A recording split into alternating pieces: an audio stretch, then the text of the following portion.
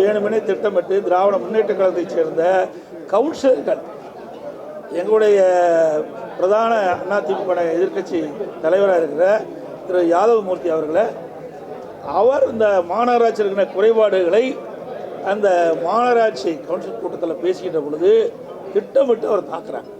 குறைகளை சொல்லக்கூடாதுங்கிறாங்க. நீங்கள் சொன்னீங்களே இவ்வளோ குறைய, அந்த குறையெல்லாம் அந்த மாமன்றத்தில் தான் சொல்ல முடியும். அதை சொல்ல முற்பட்ட போது தான் இந்த பிரச்சனை நடந்தது. அதுவும் அந்த அம்மா இருக்கையிலிருந்து எழுந்து வந்து 40 அடி தூரத்தில் இருக்க யாதவமூர்த்தியை தாக்குறாங்கன்னு சொன்னால் எந்த விதத்தில் எந்த அளவுக்கு அராஜகம் இருக்குது என்பதை இந்த நாட்டு மக்களுக்கு பத்திரிகை ஊடகம் தான் உணர்த்த வேண்டும்.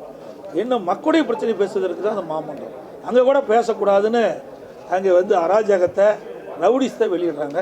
அது மூலம் காவல்துறையில் புகார் கொடுத்தா அடிபட்டவர் மீது வழக்கு பதிவு செய்து தான் இந்த ஸ்டாலின் மாடல் ஆட்சியினுடைய சட்ட ஒழுங்கு என்பதை நாட்டு மக்கள் அறிவார்கள். பத்திரிகையிலும் காண்பிக்க மாட்டேங்கிறீங்களா? காட்டுங்க.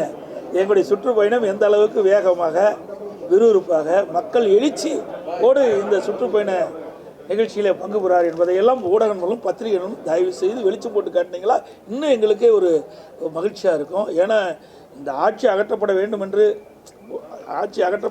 என்று இந்த மக்கள் ஒட்டுமொத்த மக்களும் இன்றைக்கு வந்து முடிவு எடுத்துட்டாங்க.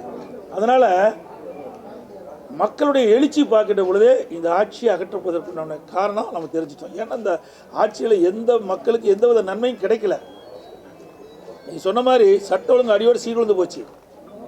எல்லா துறையும் ஊழல் மலிந்து போச்சு. இந்த ஆட்சி இருக்கக்கூடாது என்று மக்கள் கொந்தளிப்போடு இருக்கின்றது. அதை என்னுடைய சுற்றுப்பயணத்தின் போது அவருடைய ஆரவாரம் அவருடைய எழுச்சி பார்க்க தெளிவாக தெரியும். உங்களுடன் ஸ்டாலின் என்ற திட்டம் ஒரு வேடிக்கையாக இருக்குது. அவளுக்கு விளம்பரம் செய்ய வேணும், மக்களை கவர்ச்சிகரமாக இழுக்க வேணும். அடுத்த ஆண்டு நடைபெற்ற சட்டமன்ற தேர்தலுக்கு இப்போ உங்களுடன் ஸ்டாலின் நாடகத்தை அரங்கேற்றிருக்கிறார். ஏன் 4.5 ஆண்டு காலம் மக்களுக்கு செய்ய வேண்டிய பணிகள்லாம் செய்யலை? நீங்கள் அந்த விளம்பரத்தாளில் பார்த்தீங்கன்னா நிறைய அடித்து வெளியிட்டு இருக்கிறாங்க. அப்படின்னா மக்களுக்கு இவ்வளோ குறை இருக்குதுல்ல இந்த ஆட்சியில்? 4 ஆண்டு காலம் மக்களை பற்றி சிந்திக்காமல் அடுத்த ஆண்டு நடைபெற்ற தேர்தலை பற்றி எனக்கு விளம்பரத்தாளில் ஒரு அடித்து என்னென்னதெல்லாம் நாங்கள் செயல்படுத்துவோம், உங்களுக்கு குறை இருந்தால் சொல்லுங்கள், உங்களுடன் ஸ்டாலின் என்ற ஒரு விளம்பரத்தை ஊடாக போய் எடுத்துக்கிட்டு போய் கொடுத்து அதில் தொலைபேசி என்ன குறிக்க சொல்கிறாங்க. அதுதான் முக்கியம். அந்த அவருடைய செல்ஃபோன் நம்பரை குறித்தா அதை வந்து திமுக ஐடிவிக்கு போகும், அவர்கள் அவரோட தொடர்பு கொள்ளும். அதுக்கு தான் இந்த வித்தையை கண்டுபிடிச்சி வெளியிட்டிருக்காங்க. மக்கள் நன்மை செய்வதற்காக அல்ல.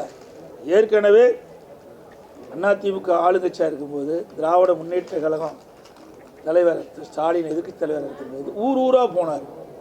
அங்கங்கே திட்டம் கண்டா ஒரு பெட்ஷீட்டை போட்டு மக்கள்கிட்ட என்னென்ன குறை இருக்குதுன்னு அதை ஒரு விண்ணப்பமாக கோரிக்கையை வச்சு நீங்கள் கொடுங்க, எழுதி கொடுங்க, நான் வந்து எழுதி அங்கே இருக்க நான் வச்சுருக்கிற பெட்டியில் போடுங்க, பெட்டியில் போட்டு நான் பூட்டு கொண்டாந்துருக்கேன், பூட்டி சீலை வச்சு நான் எடுத்துகிட்டு போய் ஆளுங்கட்சியானவர் திமுக ஆட்சிக்கு வந்த பிறகு சீலை உடைச்சி பெட்டியை திறந்து நீங்கள் போட்ட அந்த மனுவெல்லாம் பிடிச்சி மக்களுக்குடைய பிரச்சனை தீர்க்குன்னு சொன்னார். அப்படி தீர்த்தா எதுக்கு இவ்வளோ பிரச்சனை இருக்குது? எல்லாமே ஒரு ஷோ, எல்லாம் மக்களை ஏமாற்றுவதற்காக போடுகின்ற நாடகம். மற்றவங்க போய் கேட்டால் கொடுக்க மாட்டாங்கல்ல. ஆக இது தந்திரமாக மக்களை ஏமாற்றி அவருடைய கைபேசி எண்ணை பெற்று அந்த ஐடிவிங் கொடுத்து அவர்கள் அதிலிருந்து உரையாடுவதற்கு வாய்ப்பாக இதை பயன்படுத்துகிறாங்க. சார், ஒரு 8 மாதம் இருக்குல்ல தேர்தலுக்கு, பிப்ரவரி மாதம் தான், மார்ச் மாதம் தான், பிப்ரவரி அல்லது மார்ச் மாதம் தான் அறிவிப்பாங்க. இடைவெளி அதிகமாக இருக்குது. தேர்தல் நேரத்தில் நிச்சயமாக நிறைய கூட்டணி வரும். பலம் பொருந்திய கூட்டணியாக அதிமுக தலைமையில் அமைக்கப்படும்.